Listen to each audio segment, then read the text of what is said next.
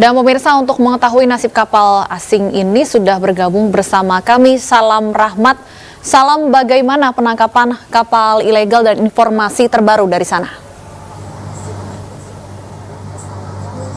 Ya baik, selamat siang Pram, Stefani dan juga pemirsa. Selama beberapa waktu belakangan kami mendapatkan informasi bahwa kapal-kapal hasil tangkapan sitaan patroli negara yang berstatus inkrah atau berkekuatan hukum tetap kini kondisinya sudah mulai tidak terawat, yang bahkan dapat kami sampaikan juga bahwa kondisinya ini sudah mulai memprihatinkan dari negara.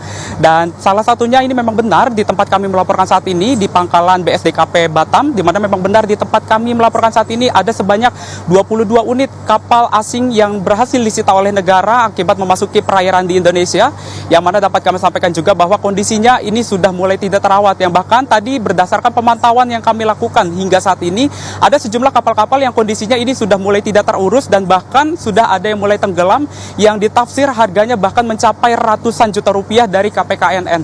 Dan untuk mengetahui lebih lanjut bagaimana situasi terkini dan juga apa penyebab dari kapal-kapal ini masih juga terbengkalai di bangkalan ataupun juga di pangkalan BSKDN ini, kami akan mengajak Anda untuk berbincang bersama dengan Laksamana Muda TNI dengan Bapak Adin Nur Awaludin selaku Dirjen PSDKP. Halo, selamat siang Bapak. Selamat siang. Pak, ini apa Pak? Sebenarnya apa yang menjadi penyebab adanya dari kapal-kapal ini masih bertengger ataupun juga masih ada di sini? Apakah tidak digunakan oleh masyarakat sekitar atau bagaimana Pak?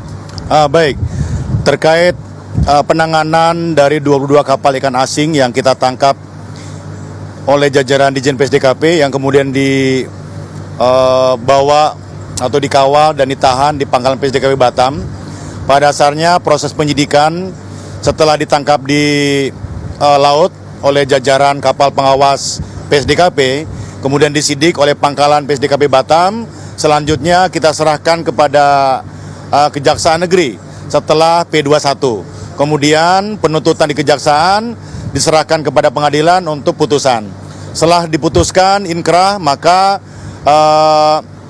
akan menjadi statusnya menjadi BMN atau status aset negara.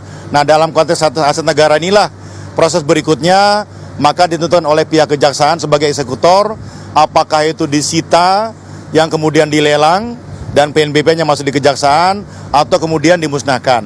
Nah, dalam proses lelang inilah pada akhirnya ada satu proses yang cukup panjang yang kemudian berakibat kondisi kapal yang ada di pangkalan PSDKP yang Mas lihat di sini, karena waktu yang cukup panjang mulai dari penyidikan sampai dengan putusan, ada kapal-kapal yang tidak terus bahkan sampai dengan tenggelam seperti itu.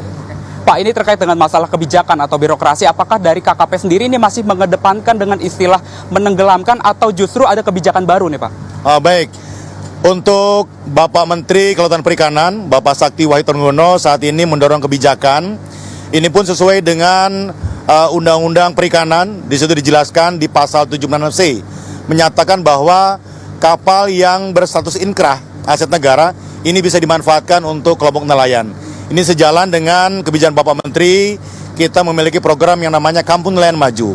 Nah, diharapkan dengan proses pengajuan kepada DJKN melalui kejaksaan, diharapkan keluar putusan status pemanfaatan dari DJKN, kemudian kejaksaan menyerahkan kepada Kementerian Kelautan Perikanan dan diharapkan KKP sebagai pembina nelayan akan menyerahkan kapal tersebut kepada nelayan. Nah, tentunya bisa dimanfaatkan.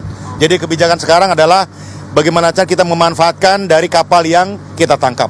Oke, siap. Terima kasih Pak Adin atas informasinya. Itu dia pemirsa bincang-bincang kami bersama dengan Laksamana Muda TNI Adin Nur Awaludin selaku dari Dirjen PSDKP.